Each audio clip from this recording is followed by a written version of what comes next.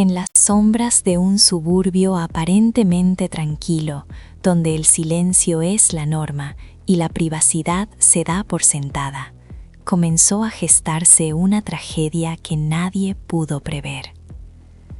Las calles, flanqueadas por robles antiguos y farolas que parpadeaban con una luz amarillenta y cansada, guardaban secretos que solo el aire gélido de la noche se atrevía a susurrar. Todo parecía normal, pero bajo la superficie, la oscuridad se movía con un propósito letal. Un hombre, cuya mente era un laberinto de obsesiones y rencores, observaba desde la distancia, esperando el momento exacto en que la vulnerabilidad de su víctima se alineara con su propia voluntad de destruir. Era el escenario perfecto para un crimen que él consideraba una obra maestra de la planificación. La noche era joven y el aire pesaba con la humedad de una tormenta que amenazaba con estallar, ocultando el sonido de los pasos que pronto cruzarían el umbral de lo prohibido. En este vecindario, la seguridad era una ilusión vendida por cercas de madera y cerraduras de doble perno, pero nada de eso importaba para quien ya había decidido que esa noche sería la última para alguien más. El depredador estaba listo, su pulso era constante y su mirada estaba fija en la casa del número 42, donde la luz de la sala aún brillaba, ajena al horror que se aproximaba lentamente desde el final del callejón oscuro. Elias Thorne no era un criminal común, era un hombre que se enorgullecía de su atención al detalle, una característica que le había servido bien en su carrera como arquitecto, pero que ahora alimentaba sus impulsos más oscuros. Durante meses había estudiado los movimientos de Elena, su vecina. Sabía a qué hora llegaba del trabajo, cuándo sacaba al perro y, lo más importante, cuándo se quedaba sola. Su odio no tenía una raíz clara, era una amalgama de envidia por su alegría de vivir y una necesidad patológica de ejercer control absoluto sobre el destino de otro ser humano. Elias había preparado su equipo con una precisión quirúrgica, guantes de látex negro, una máscara de tela que no dejaba rastro de ADN y herramientas que abrirían cualquier puerta sin dejar rastro de forcejeo. En su mente, este acto era la culminación de un diseño perfecto, una estructura de caos que él mismo había levantado desde los cimientos. No había margen para el error, o eso creía él.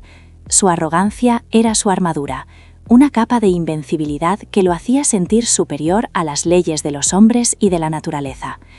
Mientras se vestía con su atuendo oscuro, el reflejo en el espejo no mostraba a un monstruo, sino a un hombre que se sentía finalmente en control de su propia narrativa de terror. Elena, por otro lado, era el sol en un vecindario que a menudo se sentía gris. Su casa siempre estaba llena de plantas, música suave y el aroma de café recién hecho. Esa noche, sin embargo, un presentimiento extraño la recorrió mientras cerraba las cortinas de la sala. Se sentía observada, una sensación térmica que le erizaba el vello de los brazos, pero lo atribuyó al cansancio de una semana larga. Ella confiaba en su seguridad. Después de todo, recientemente había instalado un sistema de cámaras inteligente que le permitía ver quién estaba en su puerta desde su teléfono. Pero esa noche, distraída por una llamada telefónica, dejó el dispositivo sobre la mesa de la cocina, sin revisar las notificaciones que parpadeaban silenciosamente. El destino es a menudo una cuestión de segundos y de atención, y Elena, sin saberlo, estaba permitiendo que el peligro se acercara a centímetros de su santuario. La casa, que siempre había sido su refugio, estaba a punto de convertirse en una jaula. Mientras subía las escaleras para prepararse para dormir, la luz de la luna se filtraba por las ventanas, proyectando sombras alargadas que parecían dedos intentando alcanzarlas desde el pasado, recordándole que la paz es un estado frágil que puede romperse con el más mínimo de los ruidos. Elías se movió a través del patio trasero con la fluidez de un espectro. Había memorizado cada tabla suelta del porche, y cada arbusto que pudiera ocultar su figura. La lluvia comenzó a caer, un goteo rítmico que ayudaba a enmascarar el sonido de su respiración contenida. Se detuvo frente a la ventana de la cocina, la misma que había identificado semanas atrás como el punto más débil de la estructura. Con una herramienta de precisión, manipuló el cierre. El clic fue casi inaudible, perdido en el trueno distante que retumbaba en el horizonte. Al deslizar la ventana hacia arriba, el aire fresco de la noche entró en la casa, llevando consigo el olor a tierra mojada y el presagio de la muerte. Elías entró, sus pies cubiertos por fundas de tela para no dejar huellas, y se quedó inmóvil, permitiendo que sus ojos se ajustaran a la oscuridad total del interior. El segundero del reloj de la pared parecía sonar como un martillo golpeando un yunque, marcando el inicio de la cuenta regresiva. Estaba dentro. El santuario había sido violado, y el arquitecto del desastre estaba listo para ejecutar su plan final, sintiendo una oleada de adrenalina que casi lo hacía marearse de placer. El encuentro fue rápido, pero cargado de una violencia que el silencio de la casa amplificaba de manera aterradora. Elena no tuvo tiempo de gritar. La sorpresa fue su mayor enemiga. En el pasillo del segundo piso, las sombras se materializaron en una figura de pesadilla que se abalanzó sobre ella antes de que pudiera procesar la realidad de la intrusión. Elías actuó con una frialdad mecánica, cada movimiento destinado a silenciar y dominar. No hubo piedad, solo una determinación sombría de completar el acto que había ensayado 1000 veces en su imaginación. La lucha fue breve, una danza desesperada por la vida que terminó con un suspiro final en la alfombra del dormitorio. Elías se quedó allí, de pie sobre su obra, sintiendo una extraña vacuidad en lugar del triunfo que esperaba. El silencio que siguió fue más pesado que cualquier ruido anterior. Miró a su alrededor, asegurándose de que nada hubiera sido movido de su lugar original, excepto el cuerpo de Elena. Su mente ya estaba trabajando en la limpieza, en borrar cada rastro de su presencia, en volver a ser el vecino invisible que nadie sospecharía jamás. Pero en la oscuridad, un pequeño punto de luz azul parpadeaba en la base de la cama, un detalle que sus ojos, cegados por el ego, no captaron en ese momento crucial. La limpieza fue meticulosa. Elías pasó horas asegurándose de que no quedara ni una fibra de su ropa, ni una gota de sudor, ni una marca en el suelo. Utilizó productos químicos que neutralizaban cualquier rastro orgánico, moviéndose con la calma de un forense. Sin embargo, su mayor error no fue lo que dejó, sino el camino que eligió para salir. Convencido de que la entrada por la ventana trasera era demasiado arriesgada para la salida debido a la acumulación de agua de lluvia, decidió salir por la puerta principal. En su mente esto era más natural. Simplemente saldría, cerraría la puerta tras de sí y caminaría con calma a su coche, estacionado a 2 manzanas de distancia. Se sentía invencible. Al llegar a la entrada, se ajustó la máscara por última vez, se aseguró de que sus guantes estuvieran limpios y abrió la puerta principal con una elegancia escalofriante.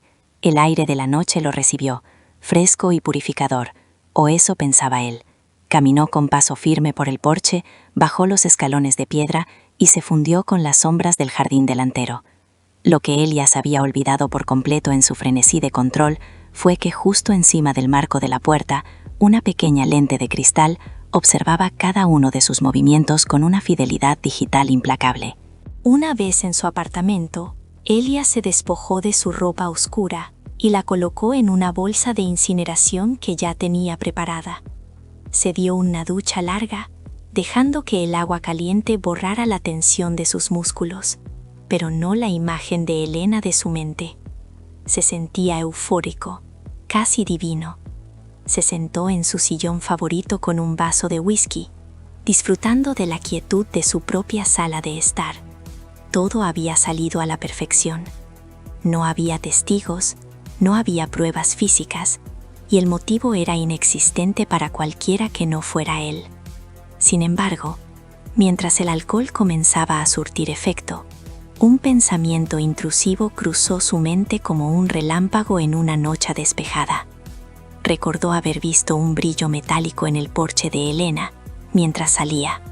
Un brillo que no provenía de las luces de la calle, sino de algo más pequeño, más moderno. De repente, su corazón dio un vuelco. Se levantó de un salto, dejando caer el vaso, que se hizo añicos en el suelo.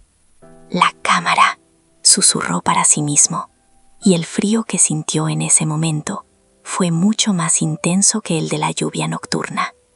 El pánico, ese sentimiento que él creía haber desterrado, regresó con una fuerza devastadora, nublando su juicio y acelerando su respiración. Elías encendió su ordenador portátil con manos temblorosas. Sus dedos volaban sobre el teclado mientras buscaba el modelo de sistema de seguridad que Elena solía mencionar en las reuniones de vecinos. Sabía que era un sistema basado en la nube. Si puedo acceder a su cuenta, puedo borrar el metraje, pensó desesperadamente. Pero no tenía las contraseñas. Intentó recordar cualquier detalle, cualquier fecha de nacimiento o nombre de mascota que ella pudiera haber usado, pero su mente era un caos. La realidad comenzó a hundirse. La cámara del porche delantero era un modelo de alta definición con visión nocturna infrarroja. Había salido por esa puerta sin cubrirse la cara por completo en el último segundo, creyendo que ya estaba a salvo. La cámara lo habría capturado no solo saliendo, sino quizás incluso mirando directamente a la lente mientras ajustaba su máscara. El sudor frío empapaba su frente. Cada segundo que pasaba, el metraje se subía automáticamente a un servidor remoto, fuera de su alcance físico. El arquitecto se daba cuenta de que había diseñado su propia sentencia de muerte. Su plan perfecto tenía una grieta del tamaño de una lente de 5 milímetros, y esa grieta estaba a punto de colapsar toda su existencia. La paranoia comenzó a devorarlo. Cada ruido exterior, el ladrido de un perro o el motor de un coche pasando, le sonaba como el inicio de una redada policial. Se asomó por la ventana, viendo patrullas imaginarias en cada esquina. Elías sabía que solo era cuestión de tiempo antes de que alguien encontrara el cuerpo de Elena y la policía revisara las grabaciones automáticas. Intentó convencerse de que tal vez la cámara no estaba activa o que la lluvia había empañado la lente, pero en su interior sabía que la tecnología moderna era cruelmente eficiente. Decidió que debía regresar. Debía destruir la cámara físicamente, aunque supiera que era inútil si el video ya estaba en la nube. Era un acto de desesperación pura, un intento de recuperar el control que se le escapaba entre los dedos. Se volvió a vestir, esta vez con movimientos erráticos y torpes, olvidando la precisión que tanto lo definía. El cazador se había convertido en la presa de su propia tecnología, y el miedo era un veneno que corría por sus venas, transformando su arrogancia en una fragilidad patética, mientras salía de nuevo a la noche, esta vez sin un plan, solo impulsado por el terror. Cuando llegó de nuevo a la calle de Elena, la escena ya había cambiado. Había luces rojas y azules reflejándose en las ventanas de las casas vecinas. Una ambulancia estaba estacionada frente al número 42 y varios oficiales de policía acordonaban la zona con cinta amarilla. Un vecino, que sufría de insomnio, había visto la puerta principal abierta y había llamado a emergencias. Elías se quedó paralizado a media manzana de distancia, oculto tras un árbol. Vio cómo un detective se acercaba al porche y con una linterna apuntaba directamente a la cámara de la puerta principal.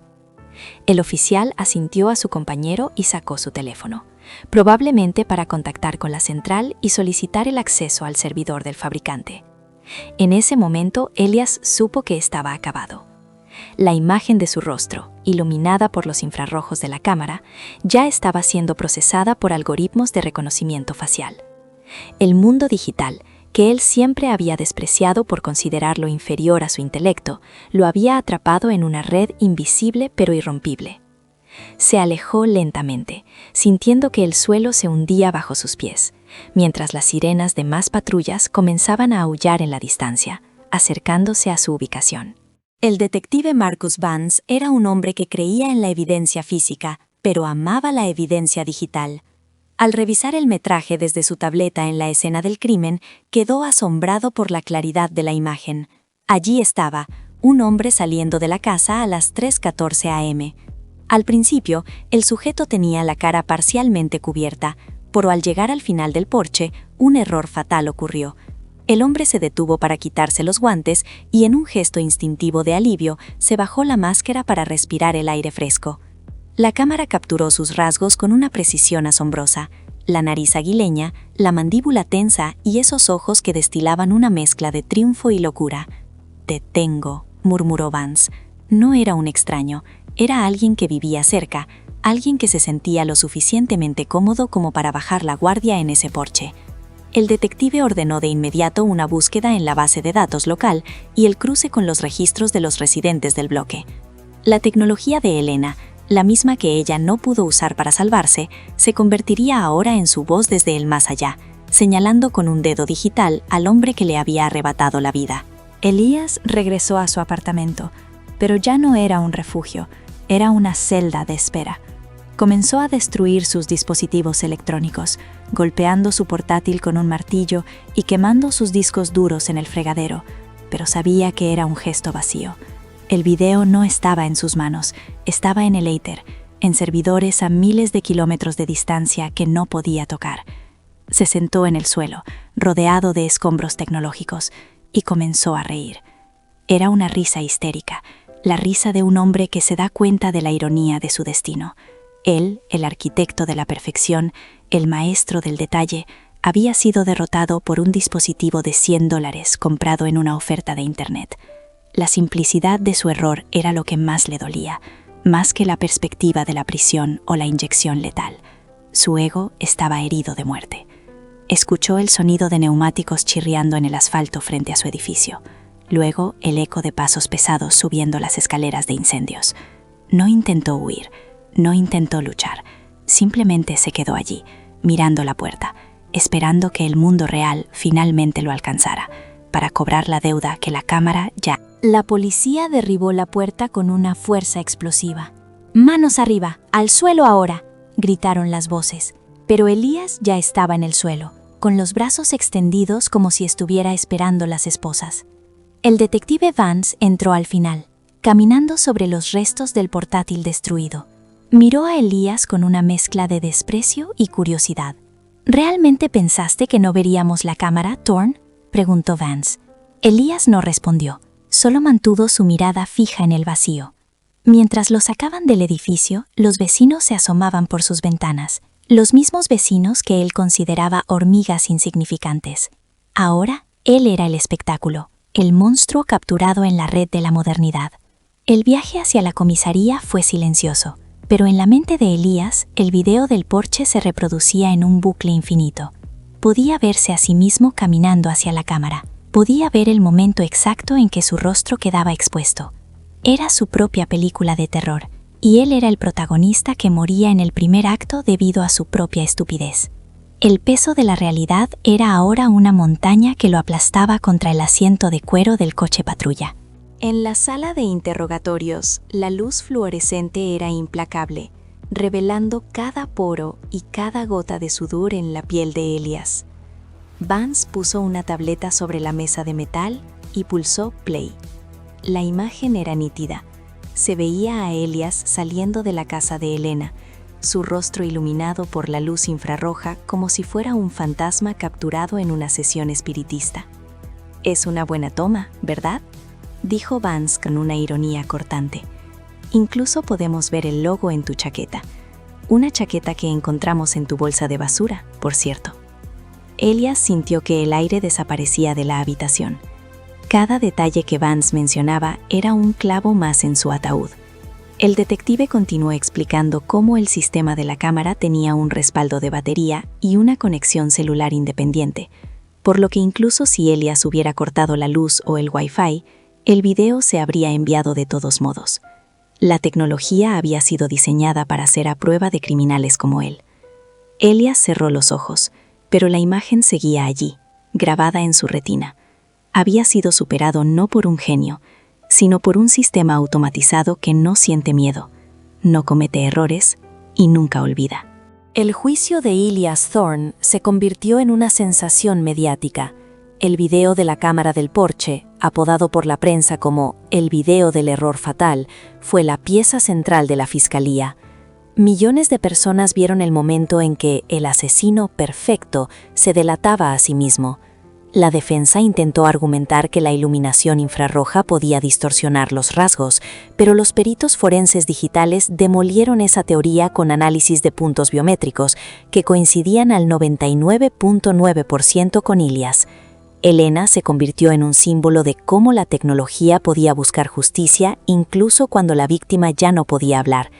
La casa del número 42 fue vendida, pero la cámara permaneció allí por un tiempo, como un recordatorio silencioso de la noche en que el mal fue capturado por un ojo de cristal. Elias, desde su celda, recibía cartas de otros criminales, algunos burlándose de su descuido y otros preguntándole cómo se sentía ser el hombre más odiado y a la vez el más ridículo del país. Su legado no fue el de un arquitecto brillante, sino el de un asesino descuidado que olvidó mirar hacia arriba. La vida en prisión para Elias era un ejercicio de monotonía y arrepentimiento. Pasaba las horas dibujando planos de la casa de Elena, intentando encontrar una ruta de escape que no incluyera el porche delantero. Era una obsesión inútil que solo servía para hundirlo más en la locura. Los guardias lo llamaban el actor de ring, un apodo que lo enfurecía, pero que no podía evitar. En el patio, otros internos le preguntaban por qué no simplemente había roto la cámara. Elias no tenía respuesta. ¿Cómo admitir que su propio ego le había impedido ver lo obvio? Había estado tan concentrado en el acto de matar que olvidó el acto de sobrevivir. La tecnología, que él veía como un juguete para las masas, había resultado ser su juez y verdugo.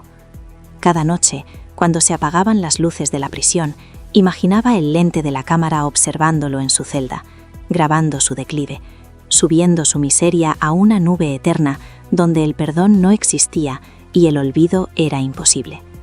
Su mente, una vez llena de diseños complejos, ahora solo albergaba la imagen estática de una luz azul parpadeando en la oscuridad. El caso de Elena y Elias Thorne cambió la forma en que el vecindario veía la seguridad. Pronto, cada casa en la calle tenía no una, sino 3 o 4 cámaras. La privacidad fue sacrificada voluntariamente en el altar de la protección. La gente ya no se saludaba en las aceras. Se observaban a través de las notificaciones de sus teléfonos. El miedo que Elias había sembrado no desapareció con su captura. Se transformó en una vigilancia constante y paranoica. El detective Vance, ahora retirado, a menudo pasaba por la calle y miraba hacia el porche de la antigua casa de Elena. Sabía que la tecnología era una herramienta de doble filo. Había atrapado a un monstruo, sí, pero también había convertido un vecindario pacífico en un panóptico digital. La justicia se había servido, pero a un costo que nadie se atrevía a calcular. La cámara del porche, el pequeño dispositivo que cambió todo, fue finalmente retirada por los nuevos dueños, dejando solo un pequeño agujero en la madera, una cicatriz que recordaba que el ojo que todo lo ve siempre está encendido, esperando el próximo error humano. Años después, un documental sobre el caso reveló detalles nunca antes vistos. Se descubrió que Elias había estado grabando sus propios crímenes menores durante años, guardando los videos en una caja fuerte oculta que la policía encontró tras una segunda inspección. Él se veía a sí mismo como un director de cine de lo macabro. El hecho de que su caída final fuera grabada por la cámara de otra persona era la máxima humillación. El documental mostraba el metraje original del porche en alta definición por primera vez. El público quedó horrorizado por la expresión de Elias al salir de la casa. No era miedo, era una sonrisa de satisfacción que se borraba lentamente mientras miraba a su alrededor, sin notar el dispositivo sobre su cabeza. Esa transición de la alegría psicopática al olvido absoluto se convirtió en un caso de estudio en psicología criminal. El hombre que creía que podía construir un mundo a su imagen fue destruido por la realidad de un mundo que ya estaba siendo grabado y archivado. Un mundo donde el secreto es una especie en extinción y la lente es el nuevo Dios. Elias Thorne murió en prisión debido a complicaciones de salud, pero su nombre sigue vivo en las facultades de Derecho y Criminología. Se le enseña como el ejemplo perfecto de cómo el factor humano siempre fallará ante la consistencia de la máquina. Su historia es una advertencia para aquellos que creen que pueden burlar al sistema.